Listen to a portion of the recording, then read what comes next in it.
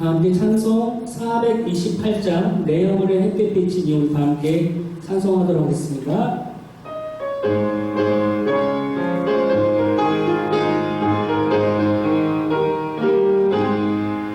내 영혼의 햇빛이 주 영광 찬란해 이 세상 어떤 빛보다 이 빛더 빛나네 주의 영광 빛난 광채 내게 비춰주시옵소서 그 밝은 얼굴 배울 때 나의 영혼 기쁘다 내 영혼의 노래를 쓰니 주 찬양합니다 주 귀를 기울이시사 다 듣고 계시네 주의 영광 빛난 광채 내게 비춰주시옵소서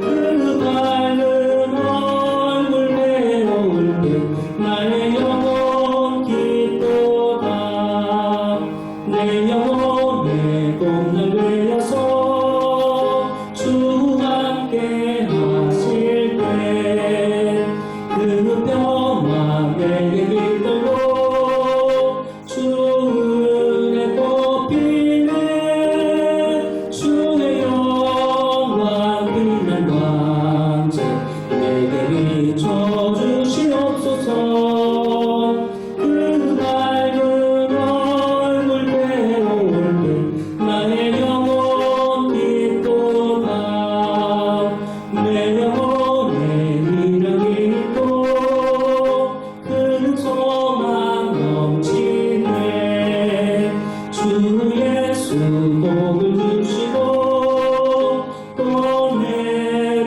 내려주시네 주의 영광 빛난 광채 내게 비춰주시옵소서 그 밝은 얼굴 배울 때 나의 영혼 기쁘다 아멘. 우리 찬송가 546장 주님 약속하신 말씀 위에서 함께 찬송하겠습니다.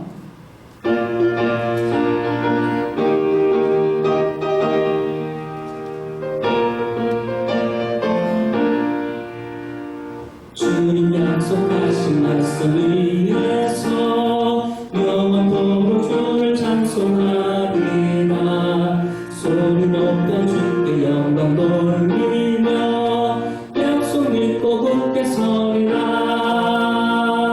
굳게 서리 영원하신 말씀 위에 굳게 서리 굳게 서리 그 말씀 위에 굳게 서리라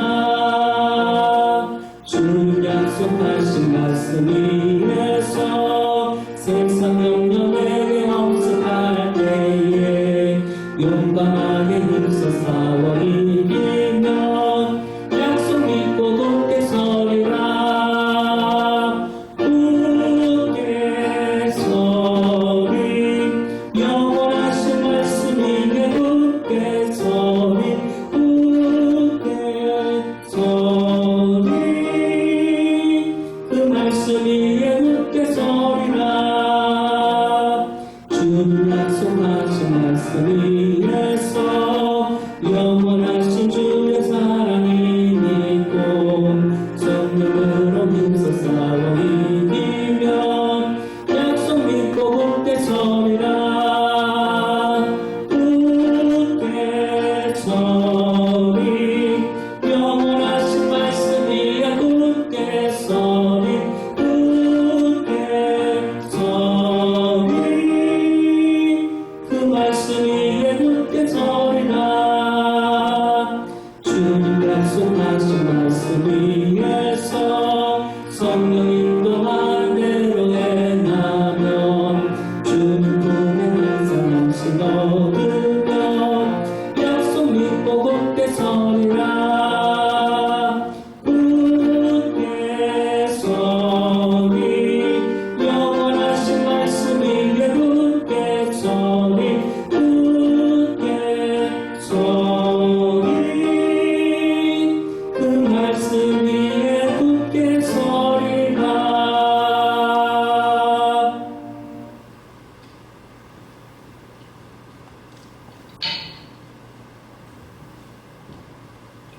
같이 기도하시겠습니다.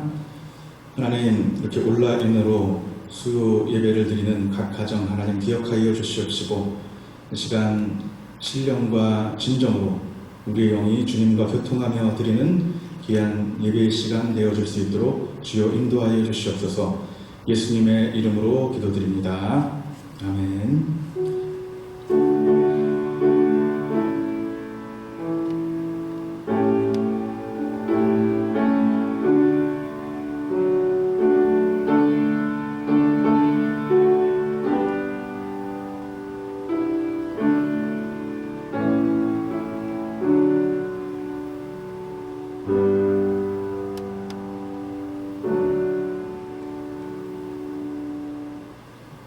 하나님께서 우리들에게 주시는 말씀은 호세아서 5장입니다. 호세아서 5장 8절에서 14절에 있는 말씀입니다. 구약성경 1260년에 있습니다. 제가 봉독해 드리도록 하겠습니다. 너희가 기브아에서 홀라파를 불며 라마에서 나파를 불며 베다인에서 외치기를 베냐민아 내 뒤를 쫓는다 할지어다. 벌하는 날에 에브라임이 황폐할 것이라. 내가 이스라엘 지파 중에서 반드시 있을 일을 보였노라. 유다 지도자들은 경계표를 옮기는 자 같으니 내가 나의 진노를 그들에게 물같이 부으리라. 에브라임은 사람의 명령 따르기를 좋아하므로 학대를 받고 재판에 압제를 받는도다. 그러므로 내가 에브라임에게는 종 같으며 유다 족속에게는 썩이는 것 같도다. 에브라임이 자기의 병을 깨달으며 유다가 자기의 상처를 깨달았고, 에브라임은 아수르로 가서 야렙 왕에게 사람을 보내었으나 그가 능히 너희를 고치지 못하겠고 너희 상처를 낫게 하지 못하리라. 내가 에브라임에게는 사자 같고 유다 족속에게는 젊은 사자 같으니 내가 움켜갈지라. 내가 탈취하여 갈지라도 건져낼 자가 없으리라. 아멘. 시원한 가을이 찾아왔습니다. 그러나 코로나19로 인해서 우리의 마음은 시원하지 않은 것 같습니다. 마음이 우울하고 적적하기도 한데요.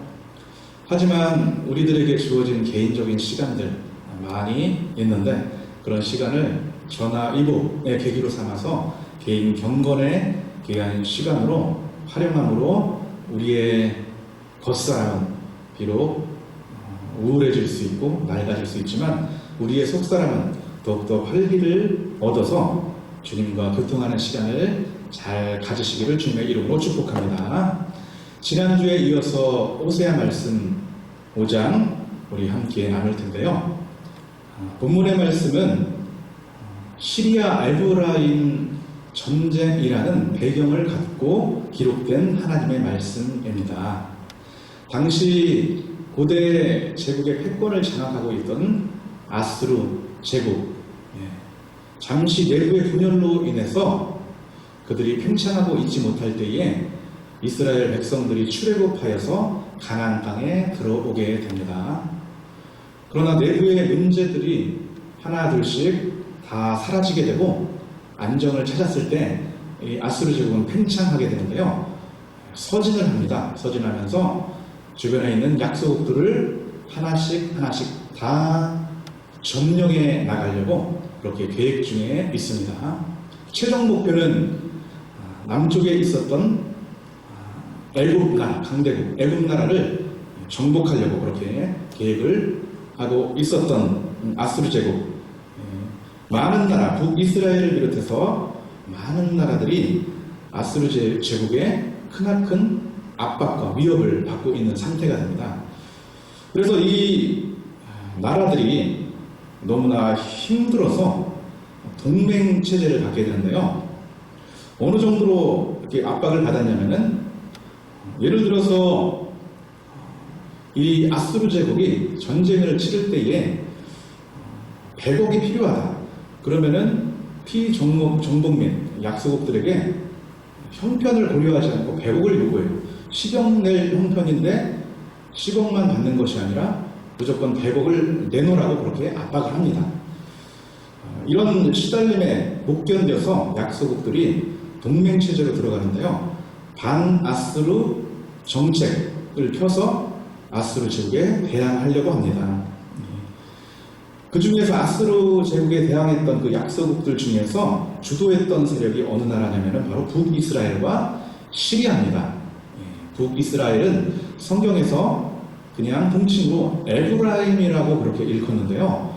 북이스라엘 여러 지파 중에서 에브라임 지파가 가장 컸기 때문에 그냥 에브라임 하면은 북이스라엘로 우리가 알아들으면 됩니다. 북이스라엘과 시리아가 주도가 돼서 주변에 있던 약소국들, 모압, 암몬, 블레셋, 아람 나라 그런 나라들과 동맹을 맺게 되는데요. 동맹을 맺지 않고 그 동맹 시대에 가입하지 않았던 한 나라가 있었습니다. 그 나라가 어느 나라냐면 바로 남유다였습니다. 우리는 가입하지 않겠다. 내가 왜 거기에 가입하냐? 그래서 시리아와 북이스라엘이 연합 전선을 펴서 남유다를 쳐들어오게 됩니다. 그때 남유다는 살기를 찾아서 저 북녘 땅에 있던 아수르 제국의 사신을 보내서 도와달라고 그렇게 요청을 해요. 어차피 아수르 제국은 계속해서 팽창해 나가면서 주변의 나라들을 점령하고 남쪽에 있었던 애국까지 가야 되는데 어차피 잘 됐다. 우리가 어차피 점령하려고 했는데 도움을 요청했으니 가서 그렇게 그들의 요구대로 조공을 받고 시리아와 에브라임, 북이스라엘을 초토화시켜 버리게 됩니다. 그때 남유다는 아수르 제국으로부터 초토화되고 어려움과 고난을 겪고 있었던 북이스라엘을 그 혼란을 틈타서 땅을 조금씩 점령해 들어가게 되는데요. 오늘 본문이 그러한 상황들을 묘사하고 있습니다. 오늘 말씀 8절 말씀을 같이 한번 읽어보도록 하겠습니다. 8절입니다. 띄워주시기 바랍니다. 제가 읽어드릴게요. 너희가 기브아에서 훌라파를 불며 라마에서 나팔을 불며 베다엔에서 외치기를 베냐민아 내 뒤를 쫓는다 할지어다. 8절 말씀에 보면은 세 곳의 진영이 나오게 됩니다. 기브아와 라마와 베다엔. 베다엔은 베델 지역을 비하해서 기록된 그런 단어인데요. 기브아라는 그 지역은 남쪽에 있는 수도였던 남유다의 수도였던 예루살렘에서 북쪽으로 5km 떨어졌던 북이스라엘의 영토입니다. 그리고 라마는 그것보다 조금 위쪽에 있었던, 그러니까 남유다의 예루살렘으로부터 8km 떨어졌던 곳입니다. 그리고 베델은 그것보다 위쪽인 예루살렘에서 18km 떨어졌던 그런 곳인데요. 남유다가 북이스라엘의 혼란을 틈타서 북상을 하면서 조금씩 북이스라엘의 땅을 점령해 들어가는 것을 오늘 8절 말씀은 이렇게 묘사하고 있는 것입니다. 남유다의 입장에서 볼 때는 땅을 더 많이 차지했으니 부국강병을 이루어낸 것입니다. 국민들은 좋아할지 몰라요. 세상적인 시각으로 볼 때는 나라를 잘 다스리고 지혜롭게 그렇게 처신해 나간 것인지 모르겠습니다. 그런데 하나님의 시각은 그렇지 않기 때문에 오늘 본문 말씀이 기록된 겁니다. 하나님이 볼 때는 지금 남유다가 크나큰 죄악에 빠져 있다라고, 말씀대로 살지 못하고 말씀을 어기고 있다라고 호세아 선지자를 통해서 고발하고 있는 내용이 또한 기술되고 있는데요. 우리 10절 말씀 같이 한번 읽어보도록 하겠습니다. 10절입니다. 유다 지도자들은 경계표를 옮기는 자 같으니 내가 나의 진노를 그들에게 물같이 부으리라. 아멘. 유다 지도자들은 경계표를 옮기는 자 같다라고 기록이 되어 있죠. 여기서 경계표를 옮기는 자로 하나님의 말씀을 어겼다라는 것입니다. 경계표를 옮기는 것이 무슨 말이며 왜 그것이 하나님의 말씀을 어긴 것인지 우리 신명기 말씀을 함께 보면서 그 말씀에 대한 설명을 해드리도록 하겠습니다. 우리 신명기 19장 14절 같이 한번 읽어보겠습니다.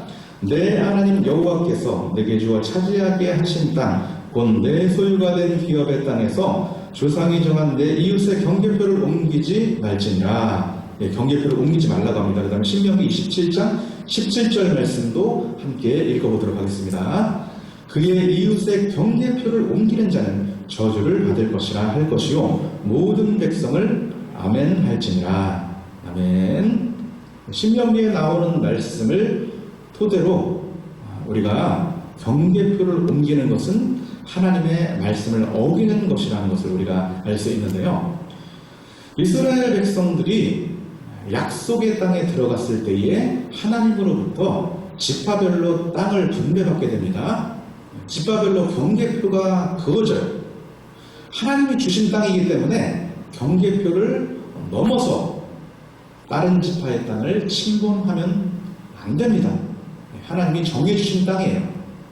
본인이 땅을 조금 그렇게 분배받았을지라도, 많이 분배받았을지라도 하나님이 주신 기업이기 때문에 나에게 최고의 기업을 주셨다는 그 하나님에 대한 신뢰와 하나님에 대한 믿음을 가지고 자족하며 그들은 살아가야 됐습니다. 왜냐? 그것이 하나님의 말씀이기 때문입니다. 그런데 오늘 본문 말씀에 나오는 남유다의 지도자들은 하나님이 정해주신 경계표를 침범하지 말라고 했는데 북이스라엘 땅에 속해 있었던 기브아와 라마와 베델 지역을 조금씩 북상하면서 그 경계표를 지금 옮기고 있는 것이에요. 다시 말해서 하나님의 말씀을 어기고 있는 것입니다. 호세아 선지자는 북이스라엘의 땅을 점령하면서 경계표를 옮기고 있는 남유다의 지도자들의 죄악을 지금 지적하고 있는 것입니다. 너희들 하나님 말씀을 어기고 있다. 그렇게 살면 안 된다라고 하는 것입니다. 이 말씀을 통해서 우리의 삶의 자리를 한번 돌아보았으면 좋겠습니다.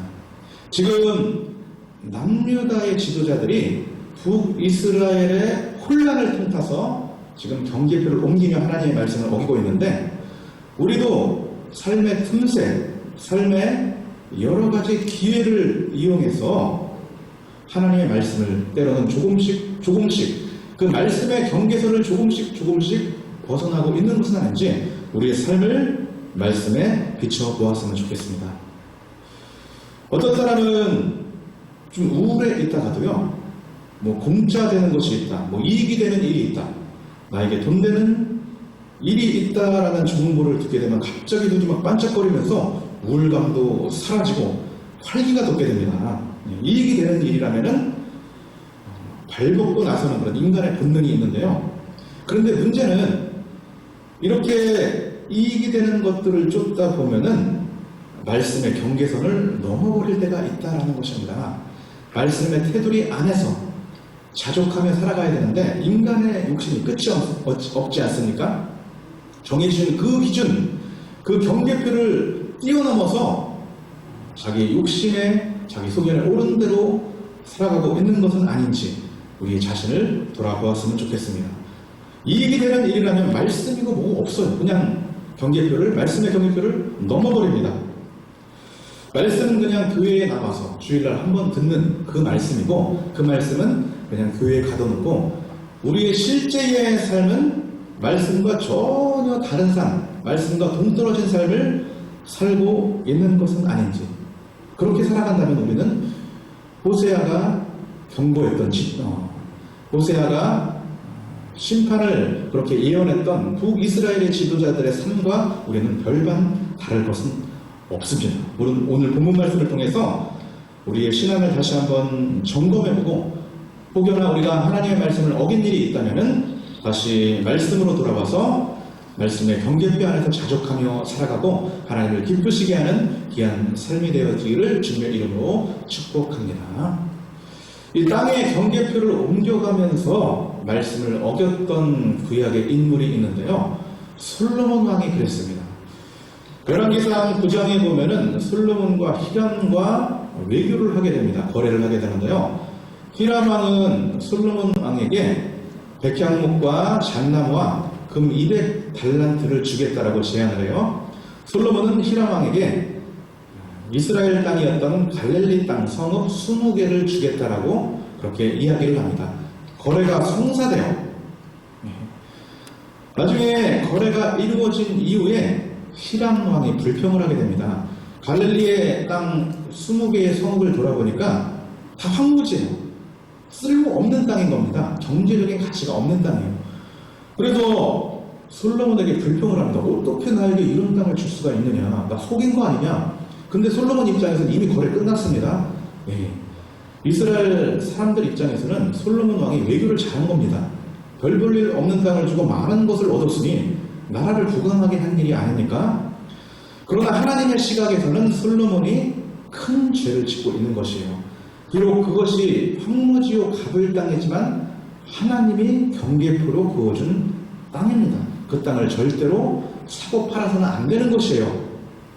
다시 말해서 그것은 경제적인 가치가 없는 땅이지만 하나님이 약속해 주신 영적인 가치가 있는 땅이기 때문에 그 말씀의 테두리 안에서 그 땅을 팔아버리면 안 되는 것이었습니다.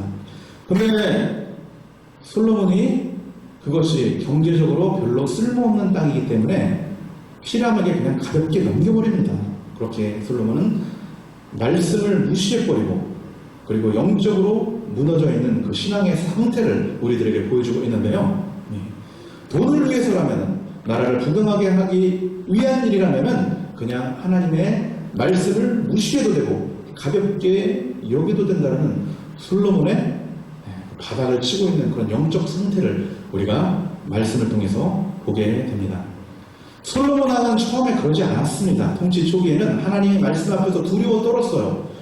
어떻게 하면 하나님 말씀대로 나라를 잘 통치할 수 있을까? 그런 고민을 가지고 영적으로 온전한 모습으로 하나님 말씀을 붙잡고 나라를 경영했습니다. 그리고 그의 아버지였던 다윗도 이렇게 유언을 남깁니다. 아들아, 너는 분명히 하나님의 말씀대로 통치하겠다라고 맹세하라.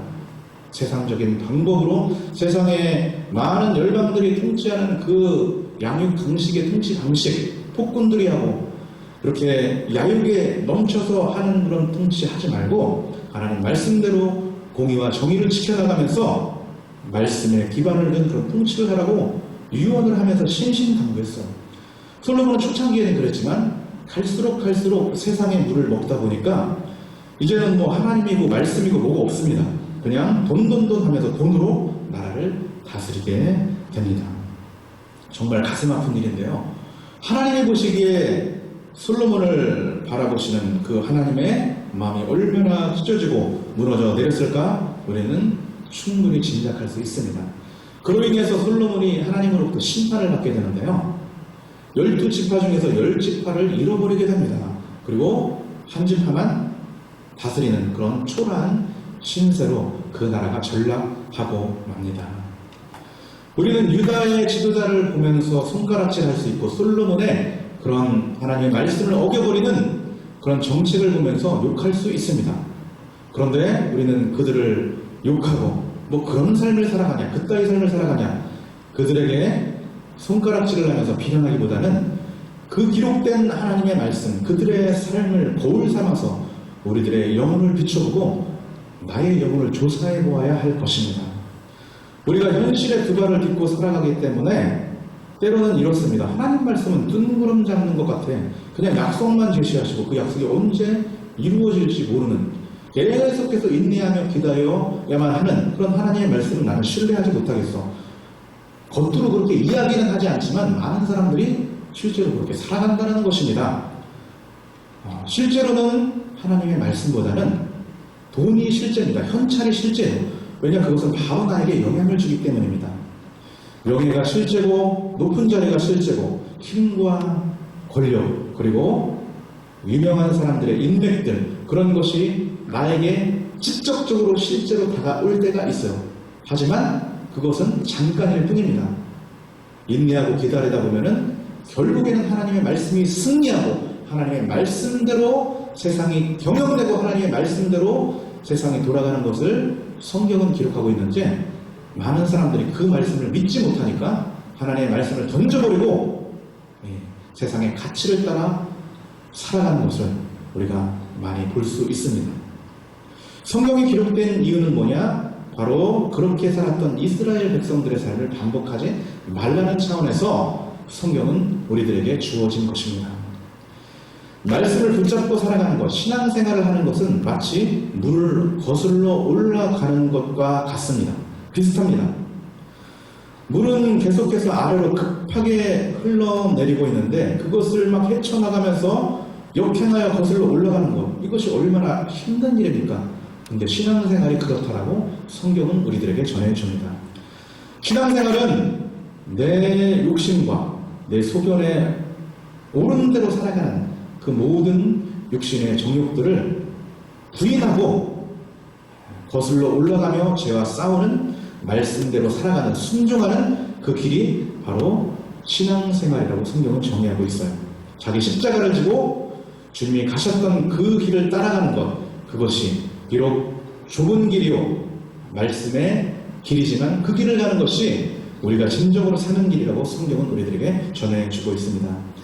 그러나 교회를 다니는 많은 사람들이 이렇게 말씀대로 살아가는 것을 굉장히 버거워하고 힘들어합니다. 저 또한 힘들 때가 참으로 많은 것 같습니다. 그냥 편하게 신앙생활 하고 싶은 그런 유혹이 매우 많이 찾아오는데요. 아래로 흘러가는 물들, 그 물에 그냥 몸을 맡기고 그냥 세상이 부는 대로, 세상이 흘러가는 대로 그냥 그렇게 살아가는 것, 그것이 편할 수는 있습니다.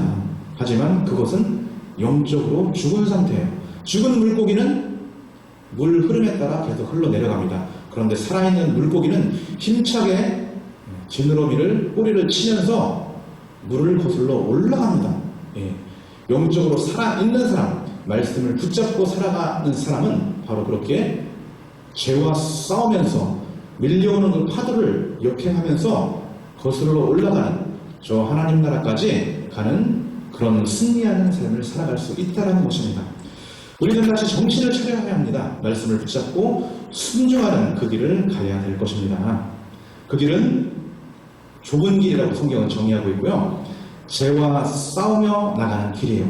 사람들은 죄와 싸우는 것을 꺼려하고 싫어합니다. 하지만 성경은 계속해서 예수님께서 피 흘리기까지 죄와 싸웠듯이 우리도 죄와 싸우며 말씀을 붙잡고 살아가라고 계속해서 우리를 독려하고 우리를 격려해 줍니다.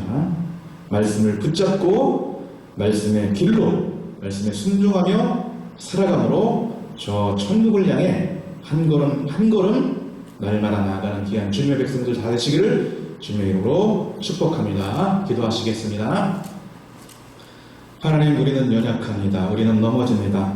말씀대로 살아가야 될 것인데 때로는 세상의 많은 것들이 우리를 유혹하고 세상의 많은 것들이 걸림돌이 되어서 이스라엘 백성들처럼 말씀의 경계표를 옮겨가며 내 탐욕과 내 소견에 옳은 대로 내 자아가 시퍼렇게 살아서 살아갈 때가 참으로 많음을 고백하오니 우리를 불쌍히 여기시고 우리가 주님의 말씀을 붙잡고 다시 일어나며 회개하며 물을 거슬러 올라가는 그 길이지만 말씀을 따라가는 귀한 우리의 삶이 다시 한번 우리에게 이루어질 수 있도록 주여 우리에게 긍휼의 은혜를 베풀어 주시옵시고 우리를 일으켜 세워 주시옵소서. 예수님의 이름으로 기도드립니다. 아멘. 우리 찬송가 200장 찬양하시면서 함께 기도하는 시간 가도록 하겠습니다.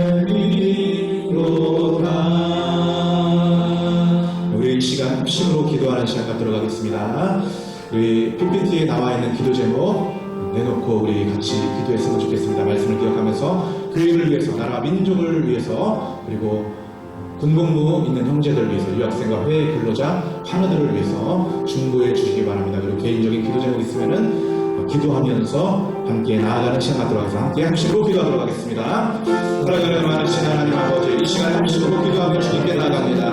하나님, 우리를 불쌍히 여겨주시옵소서. 우리는 연약합니다. 하나님, 우리는 부족합니다. 하나님께서 늘 불쌍히 여겨주셔서 하나님 아버지, 우리를 주의 길을 걷도록 하여 주시옵소서. 하나님 말씀 붙잡고 날마다 하나님 저처럼 성령이 나아가는 이해한 하나님의 백성들 될 수 있도록 주여 하나님께서 해 주시옵소서. 하나님 때로는 죄악에 넘어지고 마지막에 미혹에 하나님과 하나님 쓰러질 때가 있어오니 주님 아버지 우리를 불쌍히 여기시고 하나님 다시 한번 우리를 일으켜 세워주셔서 말씀의 길로 아니게 하여 주시옵시고 하나님 아버지 세상의 여러 가지 가치와 세상의 여러 가지 미혹에 하나님 아버지여 흘러가는 그런 인생이 아니라 진정으로 말씀을 붙잡고 하나님 아버지 우리를 거슬러 올라가듯이 죄와 싸움을 나가는 위한 신앙의 삶이 우리 안에 이루어질 수 있도록 주여 하나님 역사하여 주시옵소서. 주여 하나님 우리에게 영광을 더하여 주시옵소서. 주여 하나님 아버지여 함께 되어서 기도합니다. 하나님 기쁨을 수용하여 주시옵소서. 하나님 성령을 주시옵게 하시고 주님의 감사로 산 교회가 하나님 진정으로 날마다 세우고 날마다 주님 뜻대로 도와요. 주님의 무슨 신성으로 나갈 수 있는 귀한 기회에 대비하여 주시옵소서. 하나님 하나님께로 진정으로 주님께 하시고 진정한 안식이 안식의 시간 동안에 이루어질 수 있도록 주여 하나님 불러주시옵소서. 주님의 아버지여 평안이 힘이 가득하게 하여 주시옵소서. 하나님 아버지여 하나님의 기억하사 하나님의 아버지 말씀 가운데 서게 하여 주시옵소서. 주여 주님의 행위를 걸어갈 수 있도록 주여 날마다 세워 주시옵소서. 하나님 아버지여